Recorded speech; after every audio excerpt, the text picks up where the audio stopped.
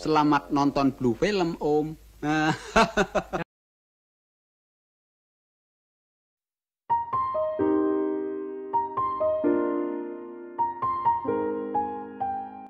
Archimedes, sang ilmuwan matematika yang tinggal di Sirakus pada abad ketiga sebelum Masehi.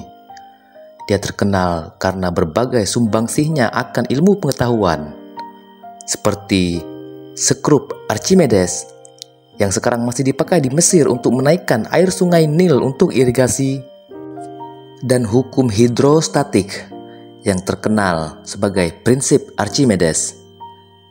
Beliau juga adalah seseorang yang keluar dalam keadaan telanjang dari pemandian umum dan lari sepanjang jalan di kota Sirakus sambil berseru, "Eureka! Eureka!" yang artinya "aku dapatkan." Apa yang membuatnya begitu kegirangan sehingga dia lupa berpakaian sebelum pulang dari pemandian umum tersebut?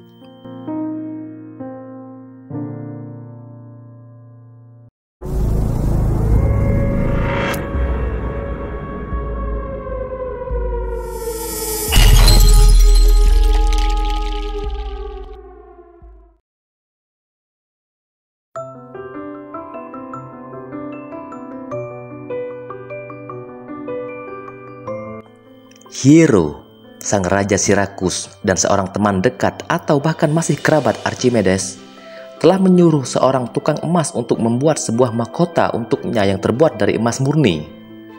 Setelah menerima mahkota pesanannya itu, sang raja meragukan apakah si tukang emas sudah menggunakan semua emas untuk membuat mahkota itu. Mungkinkah si tukang emas telah menggantinya dengan logam yang nilainya lebih rendah, perak atau tembaga, dan menyimpan sisa emas yang tidak dipakainya? Raja Hiero akhirnya memanggil Archimedes sahabatnya dan memberi sang pakar matematika ini pekerjaan untuk menyelidiki apakah mahkota barunya itu merupakan emas murni, dan emas yang digunakan untuk membuatnya adalah sejumlah yang telah diberikannya kepada si tukang emas yang membuatnya. Analisis kimia pada abad ketiga sebelum Masehi belum secanggih matematika. Sementara Archimedes sendiri sebenarnya adalah seorang pakar matematika dan insinyur.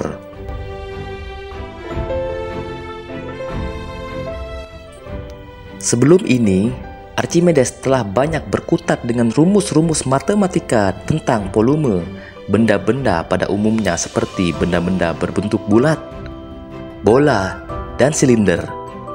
Archimedes menyadari jika dia bisa menentukan volume emas pada mahkota Raja Hiero, dia akan mengetahui apakah mahkota itu terbuat dari emas murni ataukah merupakan campuran dengan logam-logam lain. Dan di saat akan mandi di tempat pemandian umum tersebut, ketika dilihatnya air melimpah keluar dari bak mandi saat ia melangkahkan kaki ke dalamnya, Archimedes menyadari bahwa volume limpahan air itu sama dengan jumlah keseluruhan dari badannya sendiri yang dia masukkan ke dalam air.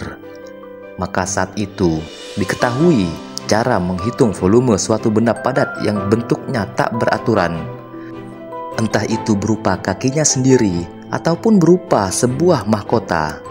Jadi, jika mahkota sang raja dimasukkan ke dalam sebuah wadah berisi air, maka dia akan dapat mengukur volume air yang meluap.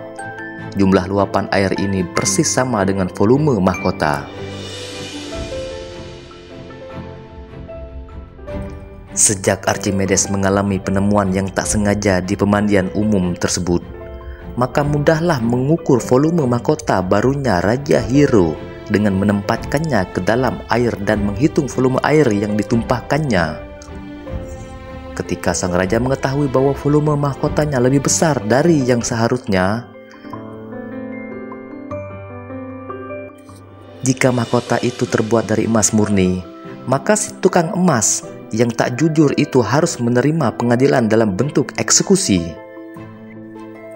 Hal yang menguntungkan bagi Archimedes atas penemuannya yang tidak disengaja itu merupakan kerugian bagi si tukang emas. Jadi, penemuan yang bersifat tidak sengaja seperti ini merupakan suatu cara untuk mengukur volume dari suatu objek padat apapun, adalah penyebab sukacita Archimedes yang melompat lari keluar dari bak mandi tanpa menyadari bahwa pakaiannya masih tertinggal.